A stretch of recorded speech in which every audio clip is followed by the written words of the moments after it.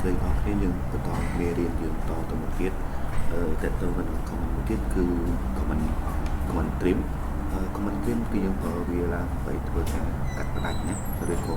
ជ្រឹបទៅលើផ្នែកណាមួយនៃ object របស់យើងអញ្ចឹងដូចនៅ slide ដែលបានបង្ហាញហ្នឹងគឺយើងជ្រឹបបែបហ្នឹងណាអូខេតើតើទៅក្នុងការ trim គឺយើងជា comment ចំណុចមួយកាត់ object ប៉ុន្តែការកាត់ object ហ្នឹងព្រោះថាបន្ទាត់ពីហ្នឹងវាស្រោបគ្នាឬក៏កាត់គ្នាតាមចំណុចណាមួយហើយក្នុងការប្រព័ន្ធ comment trim គឺយើងបែងចែកជាពីរចំណុចគឺ trim ដោយដែនកំណត់មួយទៀតគឺ trim ដោយសេរីណាអូខេបាទយើងចូលផ្នែកមួយទៀតតើទៅ comment add សតខាងវាគឺអក្សរ A អញ្ចឹង comment add ជា comment មួយសម្រាប់ធ្វើការគូ object ខ្សែកោង3ចំណុចណាជាទៅយើងគូវាទៅលើខ្សែកន្លងឬក៏ខ្សែ A អញ្ចឹងទៅហើយរបៀបប្រើវាដូចយើងបានឃើញក្នុង slide អញ្ចឹងគឺ shortcut A enter មកហើយ select point ទី1 point ទី2និង point ទី3យើងចូលទៅដល់ comment មួយទៀតតើតើទៅនឹង comment stand ក៏ដូចទៅនឹងការប្រវត្តិទៅលើ comment trim ដែរគឺគាត់មួយកាត់ផ្ដាច់មួយទៀតគឺ balloon អញ្ចឹង comment stand វាមាន shortcut គឺ EX ណាវាជា comment សម្រាប់ balloon object ហើយរបៀបប្រើប្រាស់វាក៏មានពីរដែរគឺដូចទៅនឹង comment trim គឺទី1គឺដោយដែនកំណត់ទី2គឺដោយសេរីអូខេចូលយើងទៅមើលការអនុវត្តរបស់គ្នាអញ្ចឹងការប្រើប្រាស់ទៅលើ comment trim ដូចដែលបានឃើញនៅលើ screen អញ្ចឹងឧទាហរណ៍មានបន្ទាត់ពីរដែលវាកាត់ស្របគ្នាណាឥឡូវឧទាហរណ៍យើងមាន XL ប្រឈរមួយខ្សែប្រឈរហើយនឹង XL ខ្សែដេកអញ្ចឹង XL enter A enter យើងដាក់ខ្សែដេកមកវាបានខ្សែដេកប៉ុណ្ណឹងអញ្ចឹងយើងឃើញមកបន្លោះនេះវាកាត់គ្នាហើយយើងប្រើ comment មួយគឺ comment trim ដើម្បីកាត់ផ្ដាច់នៅចំណុចណាមួយដែលយើងចង់កាត់ផ្ដាច់ឥឡូវឧទាហរណ៍ថាចង់កាត់មកបន្លោះប៉ុណ្នេះចេញអញ្ចឹងយើងអាចកាត់បានបែបម៉េចយើងអាចប្រើ comment trim ដោយដែនកំណត់មកគឺយើងដើម្បីប្រើ comment trim ដោយដែនកំណត់គឺយើងគាត់ចុច TR enter T enter សំទោស TR enter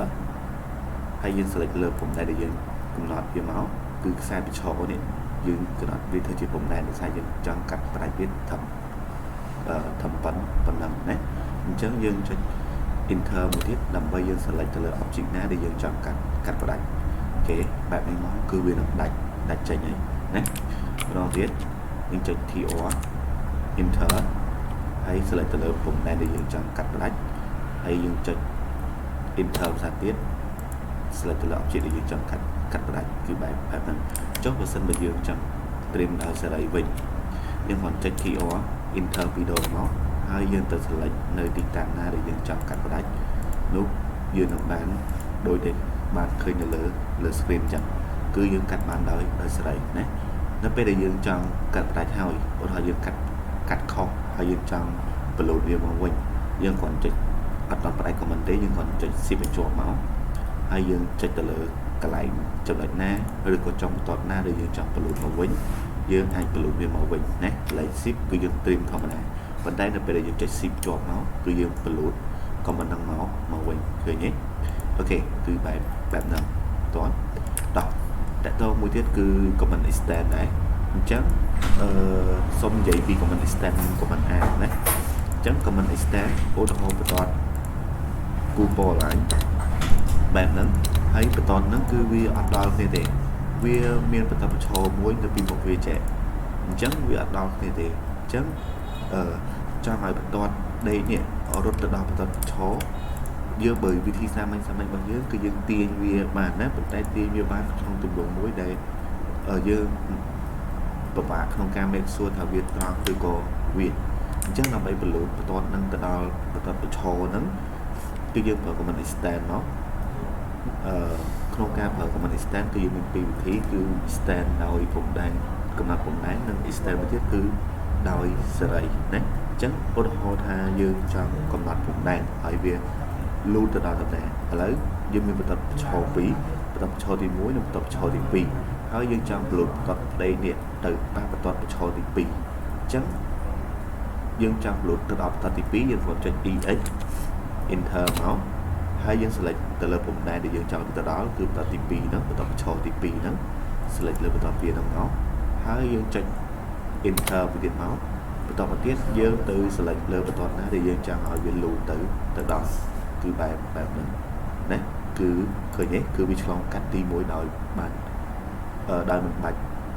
enter ម្ដងទៀតឧទាហរណ៍ថា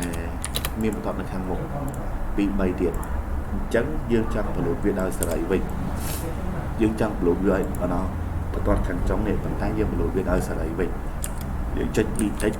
enter 2 ដងមកយើង upload វាដោយសេរីចឹងមានថាយើង upload វាមកដំណាក់កាលម្ដងមកដំណាក់កាលម្ដងឃើញទេអញ្ចឹងយើងចុចវាមួយម្ដងទំមទៅវាទៅដល់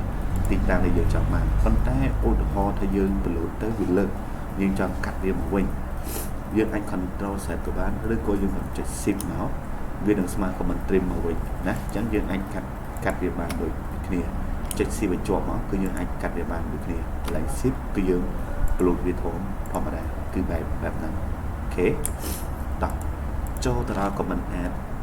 ចុងក្រោយតែទៅដល់ command add គឺច្រើនគឺយើងប្រើ command add ឬក៏ shortcut អក្សរ A ហ្នឹងគឺច្រើនយើងគូជាខ្សែកន្លងណាឬក៏យើងគូជាខ្សែកោង3ចំណុចឥឡូវឧទាហរណ៍មាន rectangle